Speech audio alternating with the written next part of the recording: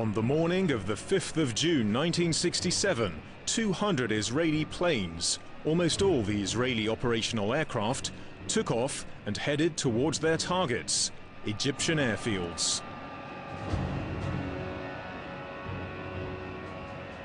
To avoid radar detection, they flew north, then west over the Mediterranean at a very low altitude, just 20 meters above the sea, in full radio silence. And turning south, they arrived from the north rather than from the east, as the Egyptians were anticipating.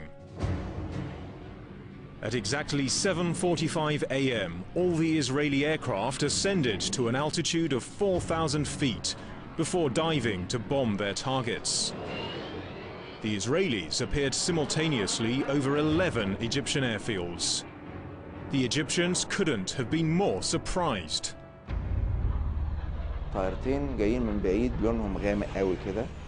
Two dark-colored aircraft appeared suddenly over our field. I thought they were two of our MiGs arriving from Yemen, but they weren't. They were Israeli aircraft, and in a second they dropped their bombs on the runway.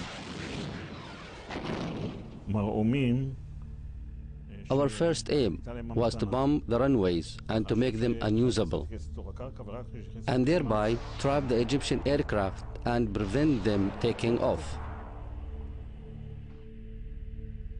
Now everything is very easy, as you trained many times before. The most of his aircraft were located very easy on the ground and not far from the runways. Immediately you saw big torches with smoke over all those airfields. More aircraft arrived and started using their cannons to destroy ours on the ground. I ran and threw myself in a trench to find it full of my colleagues. One of them was my commander, and I said to him, "It's all over." He shouted at me saying, "Don't be a wimp." And I said to him, "Do you think that we're the only airfield being bombed?"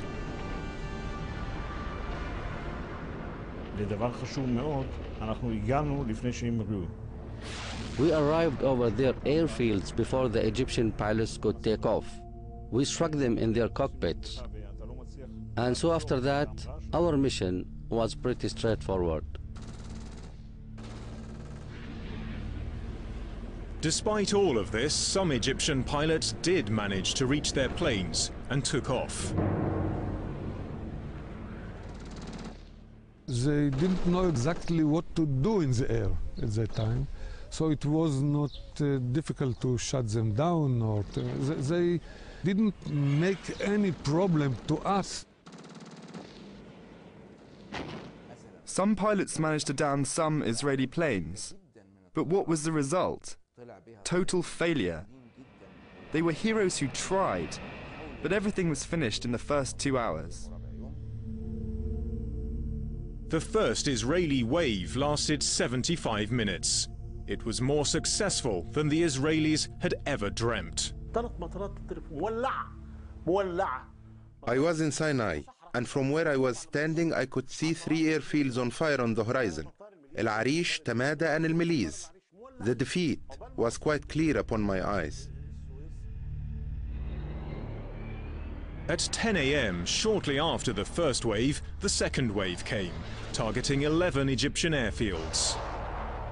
It finished off the rest of the Egyptian Air Force. The Israelis even reached airfields deep inside Egypt, which were thought to have been out of their range. By midday, and after only 4 hours, the Egyptians had lost 320 aircraft, 80% of their fighter planes and all their bombers. The fate of the war was sealed. After a series of camouflages that convinced the Egyptians that the main Israeli attack would come through the southern axis and towards Sharm el-Sheikh, the Israeli ground attack began. It advanced through the northern and central axis.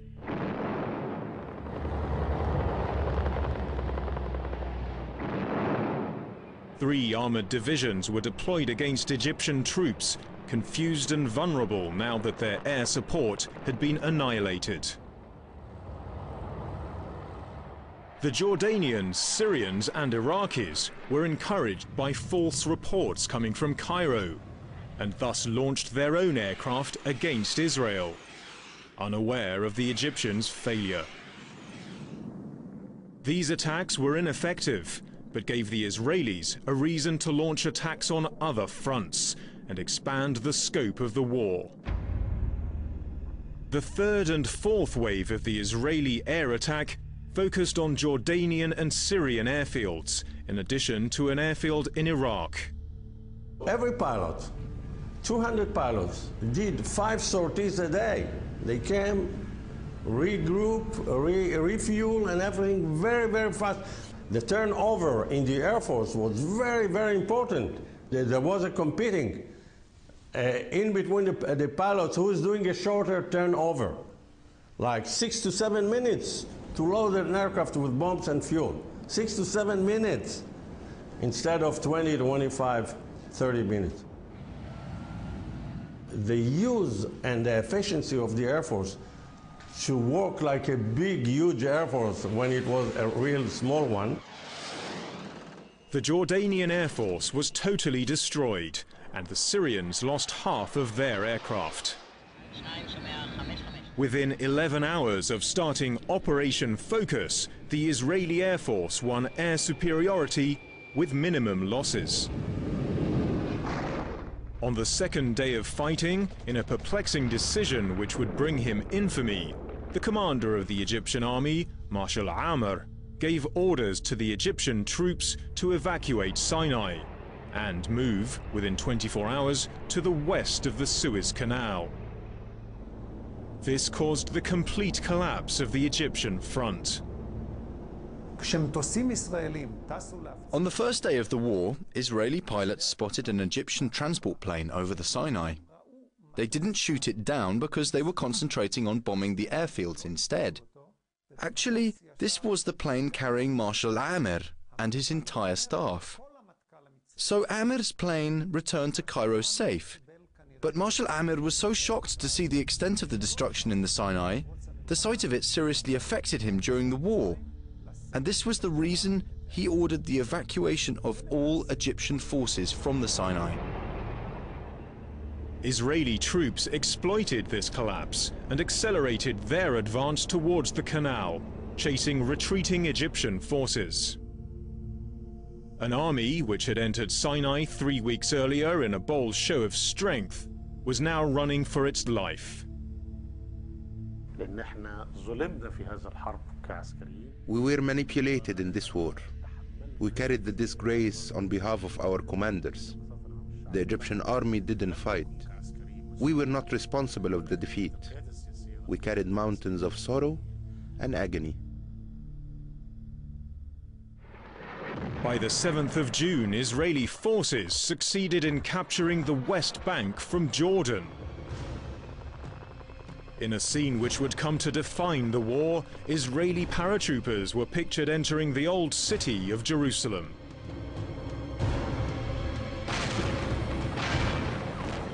Despite a UN ceasefire, Israel pressed ahead on the Syrian front and captured the Golan Heights in the last 2 days of the war. By the 10th of June 1967, after just 6 days of war, Israel was victorious. The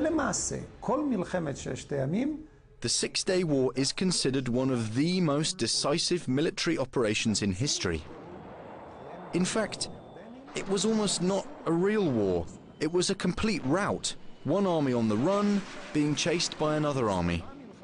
But Israeli commanders after the war created a legend that it was the planning and the genius of the commanders and the strength of the Israeli army which were the reasons for Israel's winning the war. Maybe 99.9% of the Israeli people are not aware of the real reasons why we were so decisively victorious. Operation Focus, or Moked in Hebrew, proved a devastatingly effective plan. After the first wave of air attacks, the result of the war was a foregone conclusion. Israel changed history and geography in 6 days. The problem of strategic depth had been solved on 3 fronts. Israel now had natural barriers: the Suez Canal in the west, the Jordan River in the east, and the Golan Heights in the north. The threat to civilian areas was transferred to the Arabs. Egyptian cities like Suez and Ismailia were only 200 meters away from Israeli forces. And Damascus, the Syrian capital, was not far from Israeli positions in the Golan. Israel had achieved the strategic depth it had long sought, and the armies of its chief rivals had been utterly defeated. A more intractable problem, and one which has not been solved to this day, lay in the populations who were now brought under Israeli occupation. The 1967 war was the real start of the Arab-Israeli conflict. The Israelis are now in contact with and in control of highly populated Arab areas in the West Bank and also in Gaza. That's why it's the real start of this conflict.